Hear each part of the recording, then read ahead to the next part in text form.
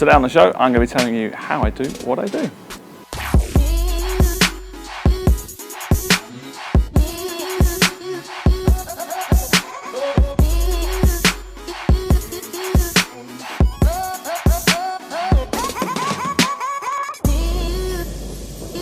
Welcome to the Nightclub Photography Show. I'm your host Ben Trabacco, and this is episode 6. We made it all the way to our final episode of this series. After the series is over, we're going to take a little break and hopefully come back with season 2, which will be bigger and better than ever. Today on the show, I'm going to be covering some quick practical tips on one of the main important areas to shoot in a nightclub. That said, is the bar area. We're also going to cover one of the other areas, which is the entrance hall, and then we're going to cover some practical tips on how to approach people. So some nice general information there. So without further ado, let's crack on. In a bar area, people have got their money out, people are in a serious frame of mind, even if it's just a subconscious thing. You know, they're in the bar to do business, to get their drinks and move out of the way. There's often a lot of hustle and bustle. It's not necessarily a very happy part of their night, it's just something they have to do in order to enjoy their night elsewhere in other areas. So just be conscious of that when you are approaching people close to a bar, that they might not be in that party vibe. If you've only got a certain amount of time to shoot in the club, then I think the bar area would be a low priority space. If you do need to get extra shots for the night, then approach that, but just know that the people aren't necessarily going to be as receptive to photos as they would be in other spaces. The bar area itself is a nice opportunity because it's lit up really nicely. We've got lights everywhere, so we can shoot with a wide open aperture. Also, given the fact that we're shooting with a wide aperture because people are still, they're not moving around so much. So having that narrow depth of field, we'll talk about what that means in later episodes. But yeah, having a narrow depth of field that comes with a wider aperture is, they have opportunities around the bar. One of the things I would like to highlight about the bar area, of course, is we've got the staff to consider. In a previous episode, we spoke about the staff and how to shoot them in the correct way. In a nutshell, some staff like to be photographed, some don't, and so we have to be respectful of that either way. One final comment I want to make about the bar area is, we can actually go around the back of them, but some clubs don't necessarily like photographers to go around the back. My general rule for something like that is it's better to do it and apologize for it later rather than find the right person to ask permission from that correct person. Do it, get the shot, and if it's not something you're supposed to have done, forget about it, but at least you've got the shot first of all. I have had some instances where people are slightly freaked out, what the hell am I doing? What the hell as a photographer doing here? But it's really no big deal, just to take it and move on, and that's it. If you have to shoot someone at a bar, go for it. But generally I try to stay away from the bar areas just because people are distracted, they're getting their money out, they're buying their drinks, they're not necessarily fully engaged in the nightclub environment. So the shots that you're going to get there sometimes can be pretty average. Now, that said, sometimes you can take nice photos of bars.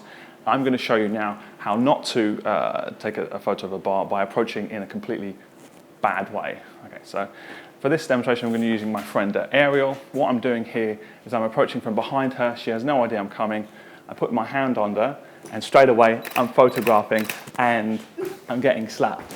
Now, what did I do wrong there? The first thing I did wrong was I'm approaching from behind, the camera's in the face, it's not pleasant. Not only is it not pleasant for Ariel, but the photos are going to be naff anyway.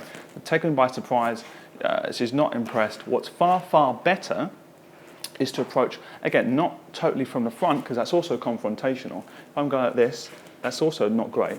But if she is aware that I'm a photographer doing my job, taking photos of other people, then that's going to be more chance that she's going to be more receptive for having a photo taken. So approaching someone directly from behind where they can't see you, or even directly in front of them, is confrontational and it's not great.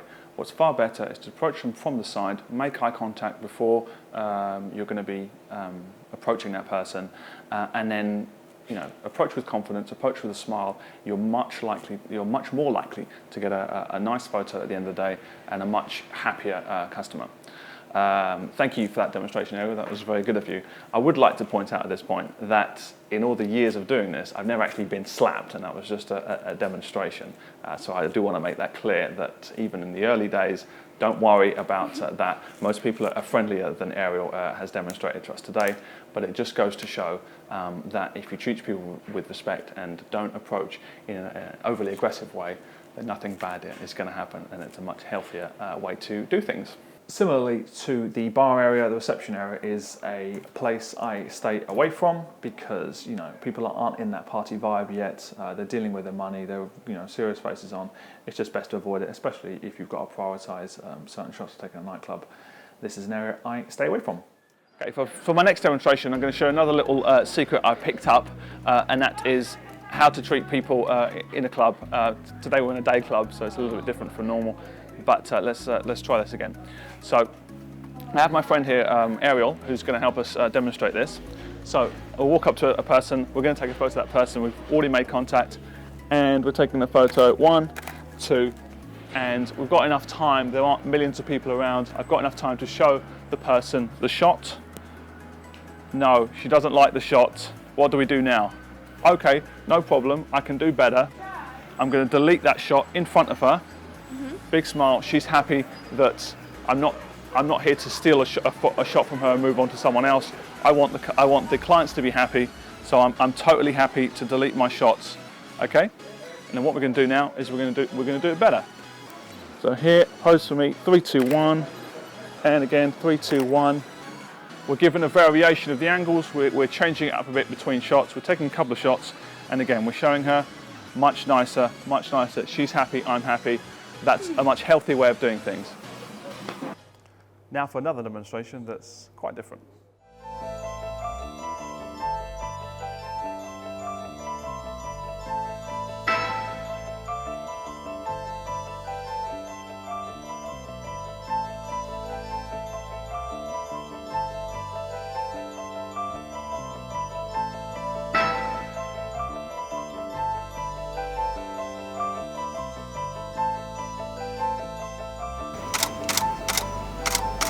It should be pretty obvious what we were trying to show in that scene.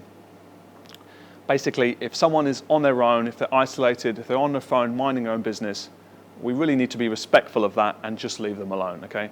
Our role as nightclub photographers is to enhance a club night, okay? It's to show happy, smiling, spontaneous moments in a club and to enhance people's experience and to show off clubs in the best possible light. So if someone is on their own, approaching them, you know, when they're unaware is really not ideal at all. And, you know, lurking around them is something that we should avoid at all costs. So I hope I made that clear from that little sketch before. If you are a creepy weirdo, I suggest other avenues of employment other than being a nightclub photographer. Okay, that's pretty much it for season 1. In season 2, we're going to be covering 2 of the other important areas in a nightclub, that being the DJ booth and the dance floor. So different tips and techniques on how to photograph those correctly, or well at least. I wanted to take my time in making these shows because I know they're so important, so we'll have a separate show dedicated to each of those. And also, it being in season 2 opens up the possibilities of me introducing other photographers' images into those shows. So everything in season 1, as I mentioned before, has been images from me, but I don't want that to be the case in season 2. So if you are a photographer and you like shooting DJ booths or dance floors in a certain way and have developed your style and you're doing it for a while and you're happy with your style, although I do have a respected pool of nightlife photographers from all around the world, I would love to see your work and I'd love to see what you can do. And if it's something unusual, something good, then I'm happy to stick it in the show where possible to illustrate the points that we're talking about. So if that is you, please get in touch through our Facebook page. And also don't forget the hashtag TNPS as well, and I will find you and we can make it happen. I'm going off now to rip apart the show and build it up again, and hopefully season 2 will have a very different look to what you've seen in season 1. We've already got some of the filming done, as I mentioned before, for season 2, so we've got some interviews that have been done and a couple of shows that are pretty much there as it is. So there won't be such a long gap, hopefully, before season 2 comes to your screens very shortly. There'll also be another TNPS Plus shoot, which is me in the field. We did one of them earlier on in season 1. So yeah, the feedback that I got from the first one was very positive, and people like to see more in-field footage of how I go out and shoot and the things that I'm thinking about. They're not the easiest things in the world to shoot, but hopefully we'll get 1 or 2 more done this summer. All that remains for me to say is a big thanks to my nightclub in Chelmsford, Essex, for agreeing to be our home for season 2. As you can see, it's a lovely location. We're very happy here, so I'm glad we can keep filming the shows here.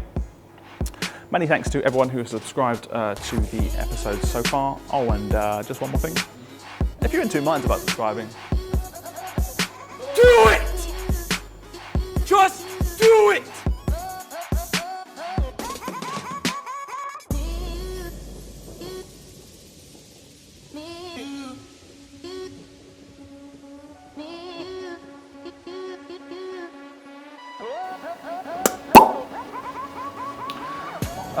Same with, oh, I hate it when I get into this funk and I can't say anything.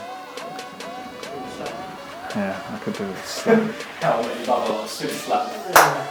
could do with a slap. Okay. I'm going off. All that remains for me to say is a big thanks to my nightclub in Chelmsford for agreeing to be at home for season 2. Really happy with this venue, so